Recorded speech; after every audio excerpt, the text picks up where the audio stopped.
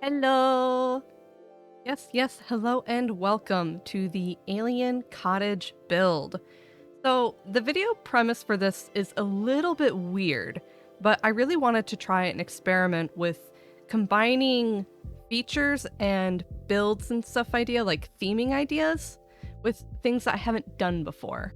But I thought it'd be very interesting to try and work with cottage living and try to kind of put a little bit of alien stuff in here because I love cottage living. The build buy for it is absolutely gorgeous and cute. And I don't find myself using a lot of the get together alien stuff as much as I would like to. So I was kind of thinking that the person who lives here is an alien that might be either trying to kind of escape from their own society a little bit, maybe they're a bit of a hermit, or maybe they're here for a research project, who knows? So I wanted to make this tiny little secluded cottage in the middle of the Bramblewood, which I thought was perfect because it's very far away from society. It feels kind of hidden and back far away from the rest of civilization, and a very good escape from people, and perhaps even prying eyes. So for the style of cottage that I'm going for here, I didn't look at a picture of a real house for this actually. I designed this cottage based off from a picture I saw of a little clay figurine.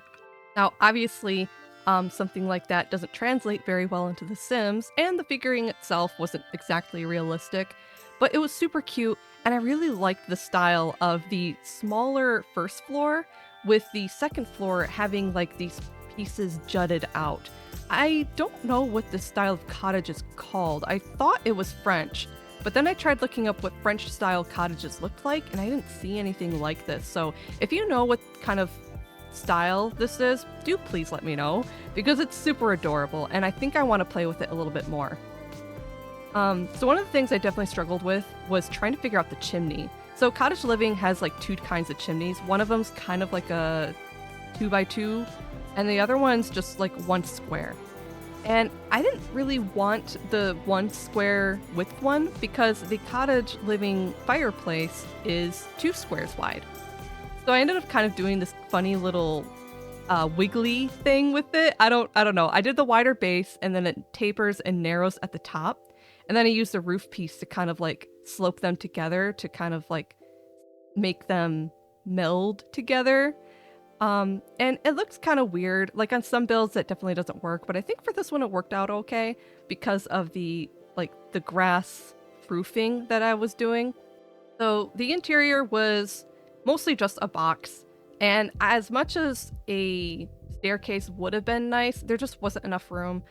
I wouldn't have had enough room for a proper kitchen or anything like that. So I ended up using a ladder, and maybe that works out okay. And I didn't like any of the cottage living exteriors for this either, especially because it didn't look anything like the little clay figure I was looking at. The clay figure actually had very similar theming to what we got from Get Together, this Tudor styled home. And I think they actually meshed together pretty nicely. Now, sometimes the biggest problem with combining packs and stuff like that, like using the cottage living columns and spandrels and stuff like that, is that the woods aren't always gonna match. Getting wood swatches in The Sims is kind of like pulling teeth. They're always gonna be like very slightly off, very slightly not the color you want. So it's a bit of a struggle, but I think I managed to get it close enough. And I kind of fought, I'm fighting with the interior a little bit. I wanted a kitchen, and just wasn't a lot of space with the kitchen. I wanted the fireplace. I was fighting with that, and I didn't want it in the back. It was kind of a nightmare. As much as like these tiny houses are very, very cute, sometimes I feel like they're a little stressful to plan out once you get inside, because I wanted plenty of windows, and I needed a place for the whole kitchen, a sitting place for the fireplace, all that stuff. And I put the bathroom upstairs because I'm not 100% sure, but if I'm not mistaken, in a lot of older European houses, they don't have bathrooms downstairs all the time. Sometimes they're upstairs. So I ended up putting the bathroom upstairs. And I don't really assume that the alien who lives here would be entertaining guests very often, so I didn't really make it friendly for neighbors and the such to visit. I also got to play with a little bit with the ivy crawling because obviously if you're going to have a cottage in the middle of nowhere, I mean, the ivy is just such a nice little touch. And this back area started to look a little naked to me, especially because later I think I ended up removing that back window from the kitchen. And then the whole back end of it was definitely just undecorated. So I feel like crawling ivy can be a really good way of filling in a wall that's missing any kind of decoration or windows. Now, I also wanted to make sure I bring in the cottage stuff like the animal shed and the chickens, because I think it'd be kind of like a funny tongue-in-cheek thing to have an alien own a cow. So I wanted the animal shed for the cow, and the chickens are just kind of convenient and fun, especially if you have like the weird chickens, like the evil hen or like the golden hen especially. I thought that'd be kind of fun. And of course I also wanted to include the rabbit and the birds. And over here we're starting to put in a greenhouse. Now, I'm using the greenhouse kit here. And even though you don't need that kit in order to make a greenhouse in The Sims, I still really like it. The build buy for this kit is super duper cute. And it's definitely one of those kits that I would highly recommend if you're trying to think about what you like and what you don't like. If you like greenhouses and you want them to look a little bit nicer in the game, this is definitely a good one. Now, another reason why I kind of considered doing an alien cottage build thing is because the get-together, which introduced like a lot of the more alien stuff and the occult in general, brought in a lot of harvestables. And I never actually used those harvestables, even though they're quite lucrative. I always thought they were kind of cheaty and odd for your average household. So this was kind of an excuse for me to use those as well. Things like quill fruit and the fang flower, the tentacle tree, all that cool stuff that I never get to play with. This whole build was very much an experimentation of, what are things that I unfortunately don't play with? There's so many things in The Sims, I feel like it's almost impossible to really experience it all. Oh yeah, and I of course had to, pop in a little cheeky cow plant over there. Was a little bit of a weird botanist area, unless you have a cow plant. And aliens, cows, plants, it just felt perfect. So I'm filling in the greenhouse with the greenhouse kit right here. I'm filtering by it so I have all the options available, and there's all kinds of cute stuff like little pots and saplings, and it's just adorable. It's just one of my favorites. Now, I made the unfortunate mistake of making the greenhouse small wall height when it should have been medium, because if I'm not mistaken, trees will not grow in sheltered areas unless it's a medium wall height. So if you download this build and play with it, definitely probably make the greenhouse a medium wall height. Now, these are like other alien things that I don't really play with. If you go in through like the hidden objects or the debugs, you can find all of these plants that are native to the planet Sixum, which is the alien planet that they're from. And I thought it'd be kind of fun to put a lot of these plants in the build as well, because they're just weird. Like, you never use these. They don't fit in all the time. And I thought it'd be fun to actually use them here. So I'm running around placing a lot of like the alien flowers and the mushrooms and the little grass and all that stuff. And they're really cool because at night, they kind of have like a bioluminescence. It's super cool. So like when the alien goes to sleep at night, all these little plants, you can see them like vibrantly pulsing, especially on triple speed, and it's very pretty and cute. And I love the blue ferns. They're super adorable. It was really fun getting to implement things that I don't play with here. And now I still wanted to add a little bit of alien in here because it was getting very cottage and not enough alien. So I thought I had to put the portal to Sixum here. I mean, because what if they get homesick a little bit? What if they want to go home? Or maybe they want to go home and grab some plant samples and bring them back. So I popped this little tiny shed over here in this corner, and I got to use the werewolf roofing for it, which was absolutely perfect. It just fits right in, and it blends really nice with the cottage living like roof trim. I got this tiny innocuous looking shed, and I'm putting the portal to Sixum in here. Now, typically you need to be like level 10 in the scientist career or whatever to upgrade it to allow um, actually walking through and going to Planet Sixum. I cheated to upgrade the portal, and it should be still cheated if you download the lot. So your sim should be able to just use the portal, no problem. And you know, if it doesn't, there's definitely ways to cheat the upgrade. I thought it'd be nice to have an entrance to the gate over there by the driveway, and then also the entrance over here that kind of leads out to the woods proper. So there's kind of like two entrances to this lot that I think are really cute. And I'm really happy with how the color scheme of this overall place really tied in together. The greens and the browns, it just looks kind of overgrown and mossy as a whole, like a place that's kind of forgotten and lost to time a little bit. And then it's weird because you have like all these strange plants that are definitely not from Earth sitting around. And then like the little cottage with like the satellite. I put a little satellite on the shed because it's funny. Because that's where the portal is. There's definitely like at first glance the place is kind of normal with some weird plants, but like the longer you look at it, the more you realize that something else is going on. And that was really fun. So working on the interior here, I tried messing with a lot of things. It was a bit of a struggle. I ended up deciding going with a lot of the green theme inside because it's really easy to just use green in cottage living. I feel like some of the best swatches are this one. And I'm just cramming as much as I can in this tiny little space. Just like a little seating area for food, the fireplace with the chair, and then of course that big cabinet. And I'm sorting by cottage living right now for the filters. I tend to use the filter tag an awful lot when building, especially when I'm trying to make theme-focused builds like this, because it helps me remember what I do and don't want. And it also helps prevent me from using a whole bunch of different packs. This is one of the builds where I tried to restrain how many packs I'm using to make it. So the filter tag is like my best friend in these kinds of things. And the problem with that though is that like as I'm going through the cottage tag, I'm going to be jumping around a lot because I'll find something that I forgot I wanted to use and then I found it. Kind of like right here. I suddenly found the Strangerville plants and I was like, oh my gosh, those are perfect. Because I guess the mother plant from Strangerville came from outer space and all that stuff. So I thought it'd be kind of funny to put in the plants. I don't think they're real plants. I think they're statues. So I think you'll be okay.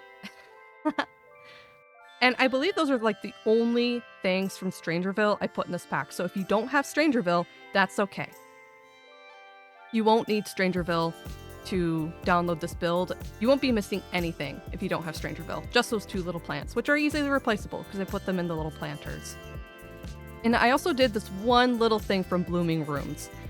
This little curtain should be the only thing from Blooming Rooms as well. So if you don't have that pack, don't sweat it.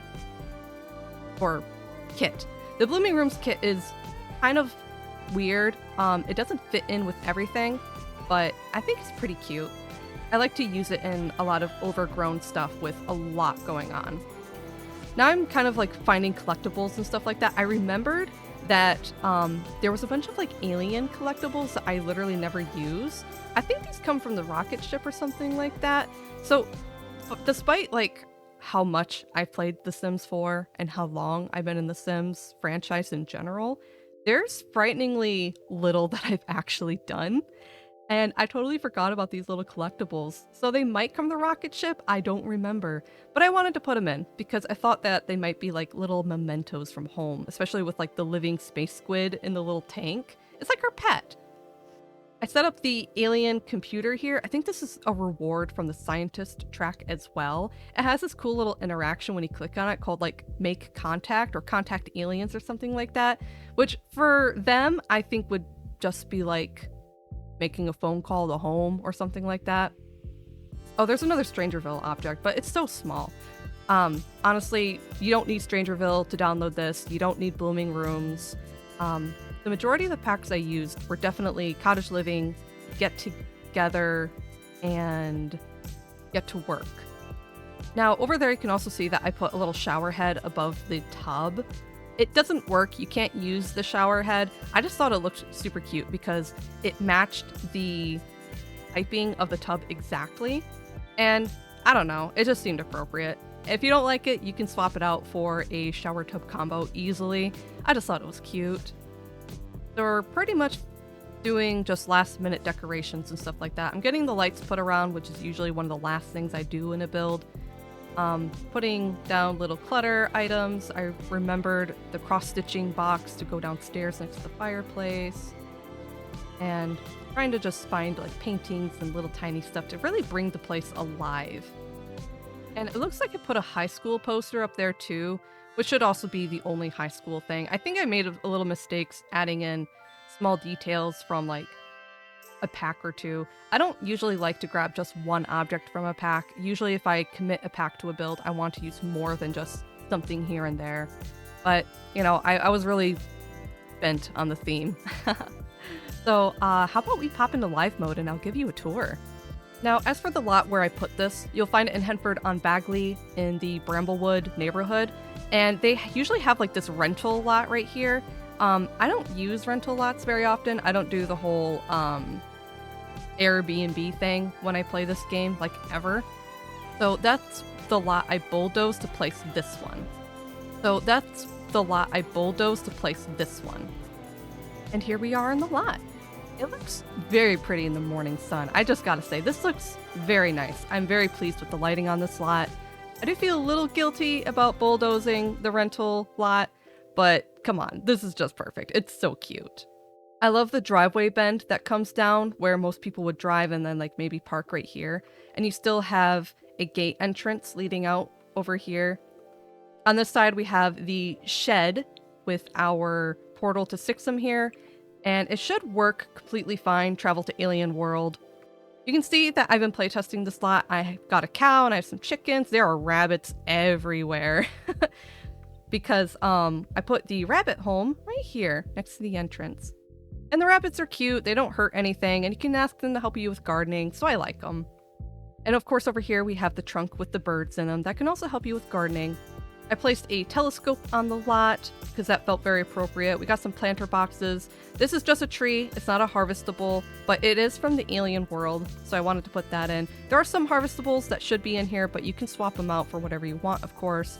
Some of them are very simple, nothing too extravagant. Except for the grow fruit tree. I did put a grow fruit in here.